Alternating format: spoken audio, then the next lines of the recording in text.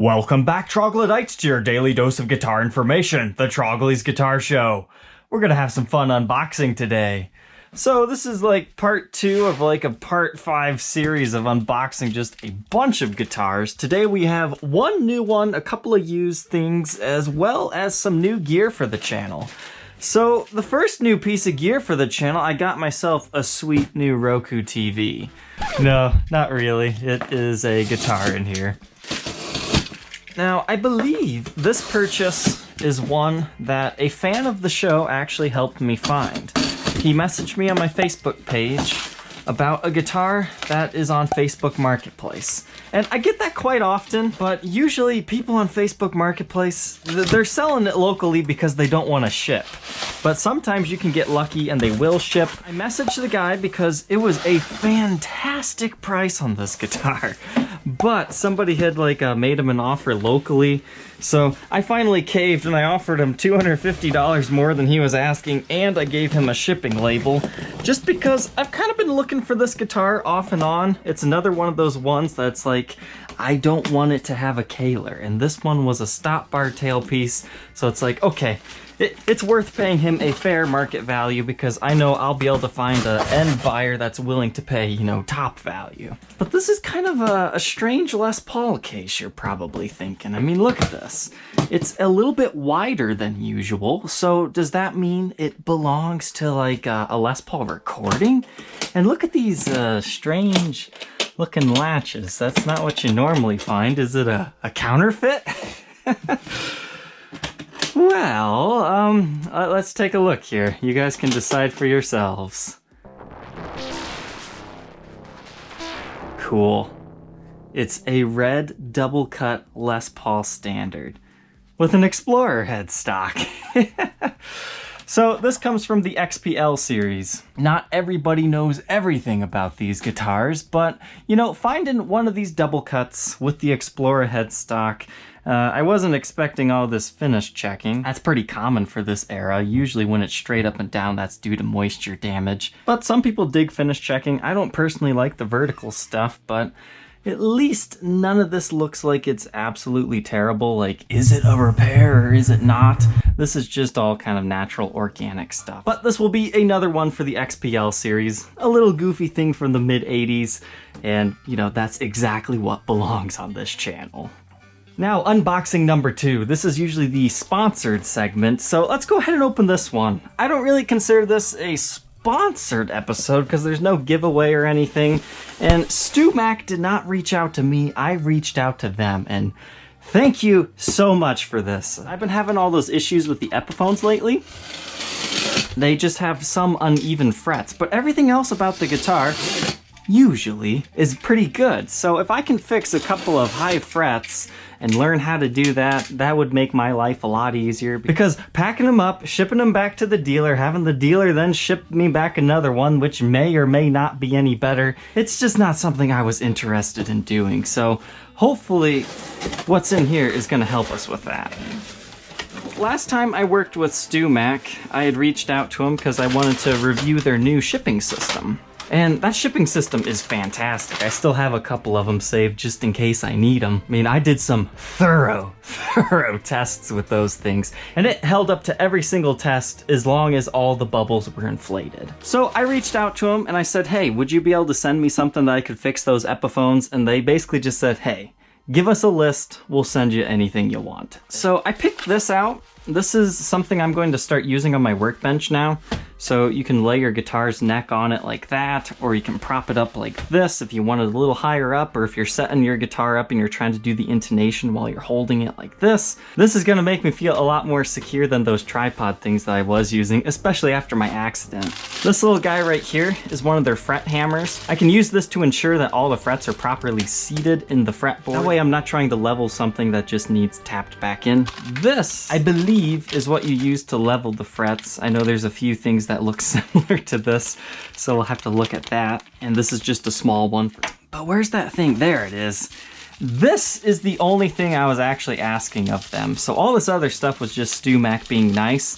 And it sounds like I might take a road trip to go visit them, and they're actually going to teach me how to use these things. Maybe. It's not 100% official yet, but that could be a video in the future.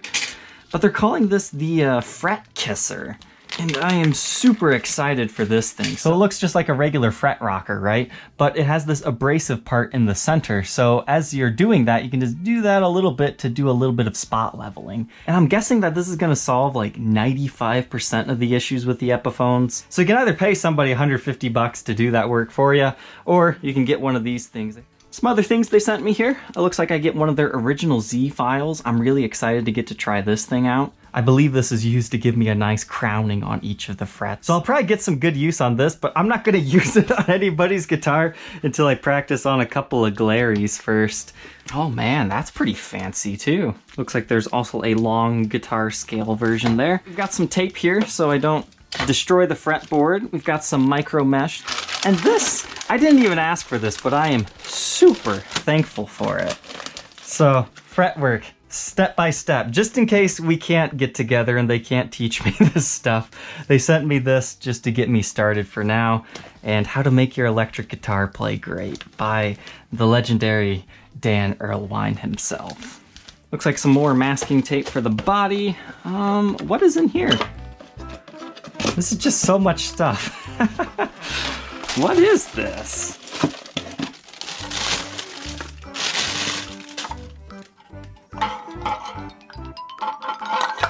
Oh! I thought it was something for a guitar. It's like, it's a tape dispenser. That's just being above and beyond nice. Thank you, StewMac, for this. I've had many sponsorships lately. This one, it just feels like it was out of the kindness of their hearts, honestly. Awesome. So I think this is for frets to make them super polished. And I might actually do a separate video on this, because there's a lot of people that say, don't use steel wool, it destroys your pickups. Fret erasers. And you're supposed to get the best shine of your life on your frets. And these are little guides to make sure that I don't destroy the fretboard, which is very good. And it looks like I've got some radius gauges here, which honestly, I'm going to use these in pretty much every video because now I can show you guys the fretboard radius instead of just telling you and relying on spec sheets. So yeah, again, thank you, StewMac, for all this stuff. That was a very generous gift just by me asking you guys. What enough geeking out over gear that I don't even know how to use quite yet. I just like it because it's an opportunity for me to learn something new. And some people were kind of razzing me about, oh, I saw what you did with that backplate. I'm not looking forward to you learning how to work on guitars. What I told you in that episode was I did not have the right tools. So I did the best with what I currently had in that situation. But now I have like the best tools on the market, so there's no excuse for me not to get good at it. I'm not 100% sure what it is. I think it might be a reissue Les Paul if I grab the right box. Got a topper, some bubble wrap.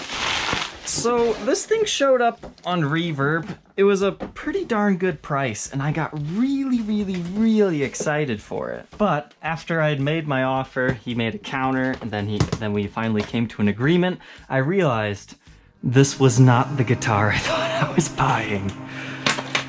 So this is a completely blank case. It says Gibson Custom. We've got 4 latches on the front here and a 5th back one.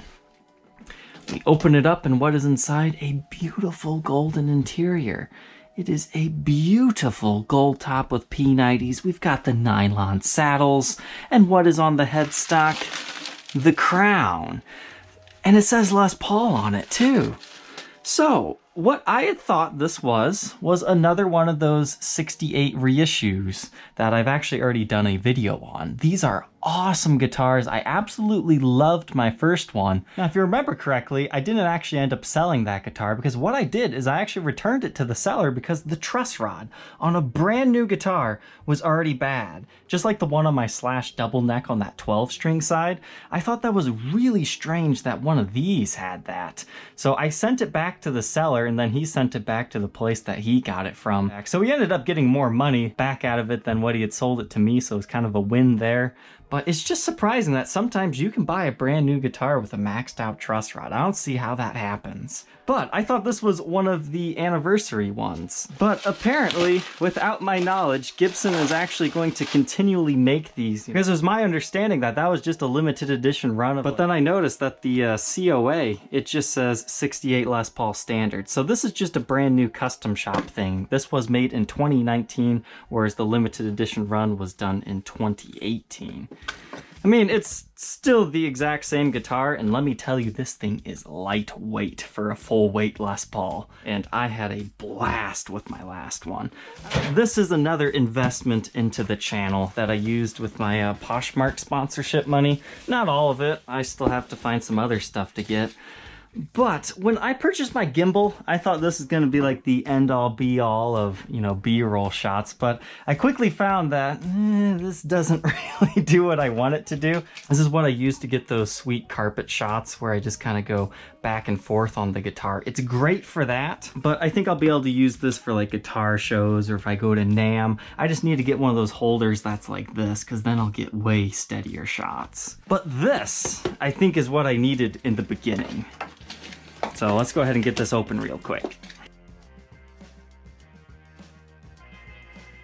You guys know I want to become a great video maker. Oh, such a cheesy title for a company, but hey, cut straight to the point. So this new piece of gear is called a slider. And essentially what this big massive thing is gonna do is it's going to take my camera and automatically move it. It has a little motor on it. So there will be no more unsteady shots. This is going to be perfect. It can rotate the camera a little bit. It can do straight up and down shots. So now we're going to see the guitar, the body, it's just going to follow it all the way up. I'm really looking forward to this piece of gear because that's kind of what I thought my gimbal was gonna do, but not quite. So I'll have to figure out how to use this thing for the next review and demo. And yeah, I'm looking forward to the types of shots I can get from this thing. But now let's move on to the last guitar to unbox. This is a massive box. So that either means it's another slash double neck, or maybe a bass guitar. It's time to make the bass players happy. I like to throw them a bone occasionally. I said I would not review this guitar because it's probably going to be the worst demo of this bass in existence. Probably the worst demo on my channel, but it was another one that I could not resist. And to make matters worse, this is not actually a new bass model, so it might not even get that many views. It's just a new color. Last time the bass that caught my eye was the Ultra Jazz bass. That was cool. It was just very, very complex. It had a lot of stuff going on. I believe this one is slightly more simple, but I guess we'll have to find out. Because if I'm being completely honest, I don't even know who this guy is. But I find that's the best way for me to learn about new music is through other people's signature guitars, because sometimes you hear people that you've never heard of. A good example of that was that Pastor's signature guitar. 1, 2, I guess the third one's already done. What's in here, guys? Oh my goodness. The Tony Franklin signature fretless bass. Interesting. I'll be honest, not quite digging it as much in person as I thought I would in photos. Or maybe not. It's kind of got a cool sparkle finish to it. I was just kind of expecting more of a flat blue, but I've never seen this pickguard on a Fender. But remember, I'm not the biggest Fender expert. I'm still learning. I'm in that learning phase where I'm seeing all these new different things. But this is just such a beautiful fretless bass guitar. It's really strange to see something without frets. I've actually had a fretless 6-string once. It was just a cheap little guitar, but this thing is something else, and it's like the only bass that I've ever received that has, you know, pretty decent low action on it from the factory.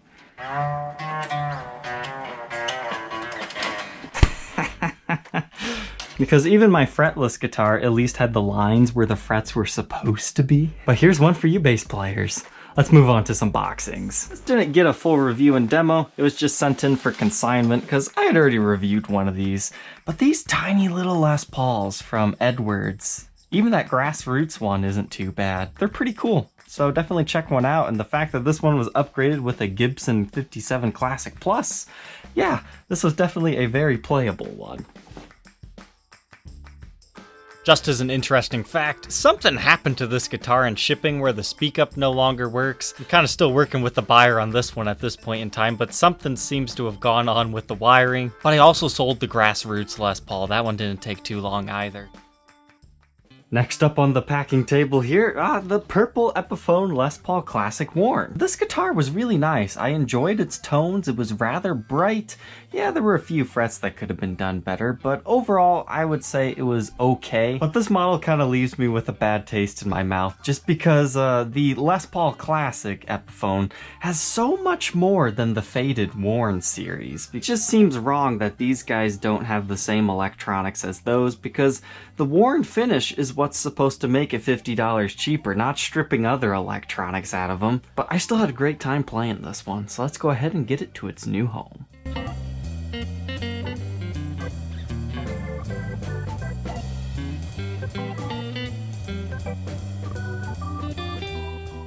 And the last one that we have to say goodbye to today comes from the Fender side of things. This is the Fender Original Strat Ultra. Now, if you are just absolutely bawling because I did not make a review and demo of this guitar, don't worry, it has been filmed. Actually meant to be last Sunday's episode, but the editing of these videos just takes so long. And I've been trying to hide an editor to kind of help me get videos out quicker, but you know, I really enjoy the editing portion of my videos because it helps me tell my story and tell these guitars' stories much better. And it just doesn't feel like I'm quite ready, or maybe I just haven't found the right editor to continue to capture the life that I put into these videos. Editing is definitely one of my favorite parts of doing all these guitars, but it's very time consuming. So we'll learn all about the original Strat Ultra on Friday this week.